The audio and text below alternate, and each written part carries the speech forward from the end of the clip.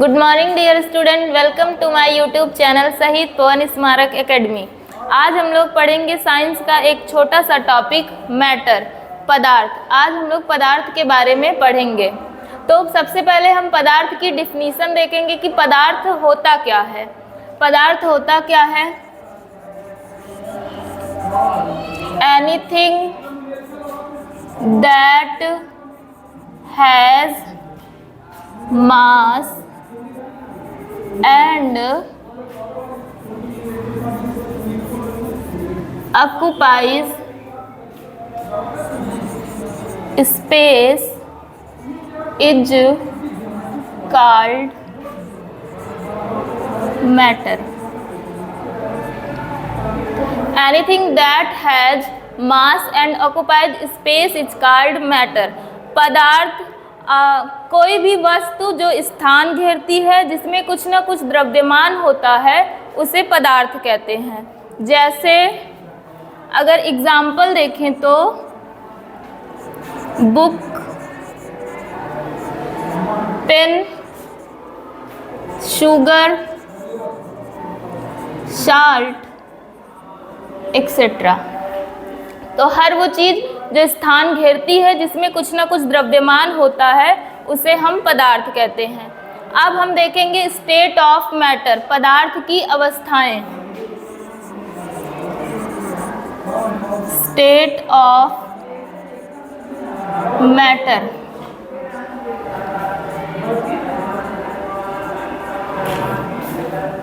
पदार्थ की अवस्थाएं।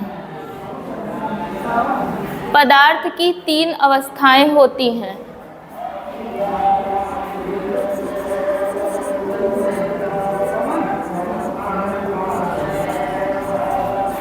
Matter exist in 3 state. तो पदार्थ की कितनी अवस्थाएं होती हैं? पदार्थ की 3 अवस्थाएं होती हैं। पहली अवस्था को हम सॉलिड कहते हैं, ठोस, एंड सेकंड लिक्विड, तरल, गैस।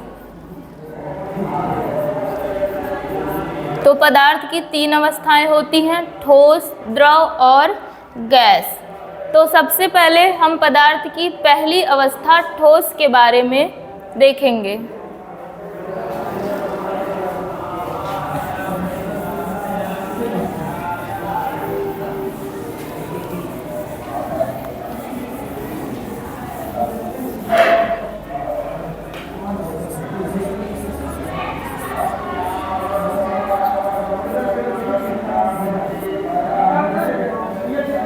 ठोस।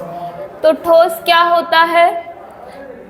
ठोस के बारे में देखें तो ठोस के जो मॉलिक्यूल होते हैं वो आपस में टाइटली बंधे हुए होते हैं।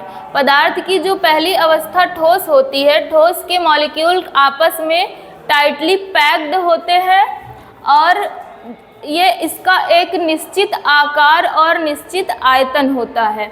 जैसे हम मानते हैं कि ये कोई ठोस मॉलिक्यूल है, इसके जो भी मॉलिक्यूल, जो भी अणु होते हैं, वो आपस में एक दूसरे से बंधे हुए होते हैं।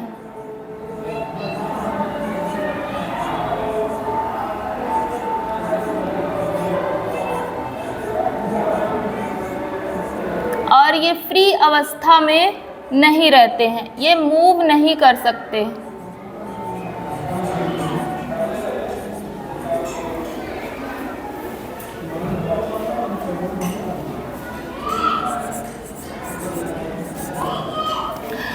सॉलिड के मॉलिक्यूल आपस में कंपैक्ट होते हैं, एक दूसरे से बंधे हुए होते हैं और फ्री अवस्था में मूव नहीं कर सकते हैं।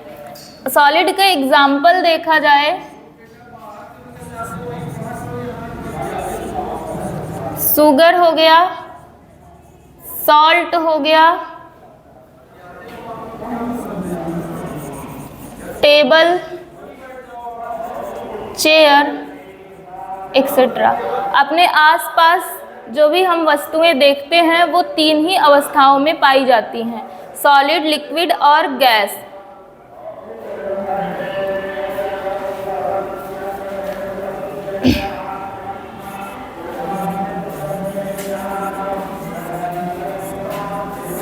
पदार्थ की दूसरी अवस्था तरल।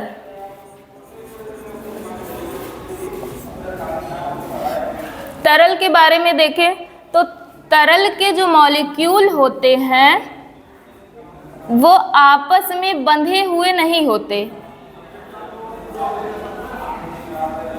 वो आपस में बंधे हुए नहीं होते, उनको मूव करने के लिए स्पेस मिलता है और इसलिए लिक्विड की जो क्वालिटी होती है वो फ्लोइंग होती है। लिक्विड के अंदर बहाव का गुण होता है, तो इस वजह से लिक्विड का आयतन तो निश्चित होता है लेकिन इसका आकार निश्चित नहीं होता है। तरल को अगर हम देखें तो जिस भी बर्तन में हम किसी तरल को डालते हैं तरल उसी बर्तन का आकार ले लेता है। जैसे दूध को अगर हम किसी ग्लास में डालते हैं तो दूध ग्लास के आकार का हो जाएगा, और अगर हम इसे किसी कटोरी में डालेंगे तो दूध का आकार कटोरी के आकार का हो जाएगा। ऐसा क्यों होता है? क्योंकि तरल के जो भी मॉलिक्यूल होते हैं वो आपस में बंधे हुए नहीं होते और तरल में बहने का गुण होता है। पदार्थ की तीसरी अवस्था गैस।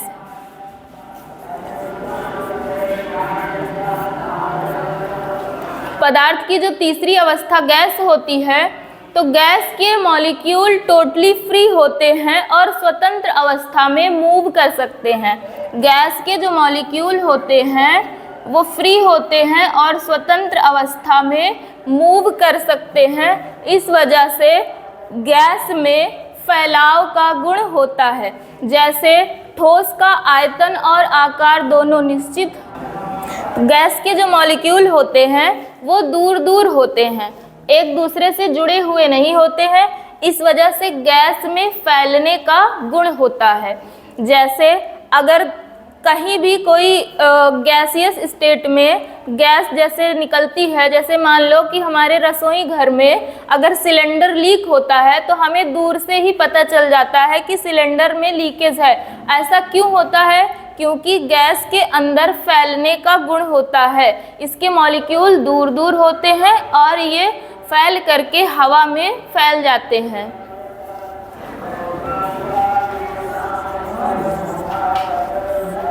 जैसे एग्जाम्पल देखा जाए तो oxygen, nitrogen, carbon dioxide and hydrogen, ये सारी गैसें हैं। जैसे हमारा पानी है, जो हम पानी पीते हैं वो भी गैस से ही मिलकर बना है, हाइड्रोजन और ऑक्सीजन से मिल करके बना हुआ है। और मनुष्य को या फिर सभी सजीवों को जीवित रहने के लिए भी गैस की आवश्यकता होती है। जैसे मनुष्य सांस लेने के लिए ऑक्सीजन का उपयोग करते हैं और पेड़ पौधे कार्बन डाइऑक्साइड का उपयोग करते हैं, तो ये सारी चीज़ें गैस में आती हैं।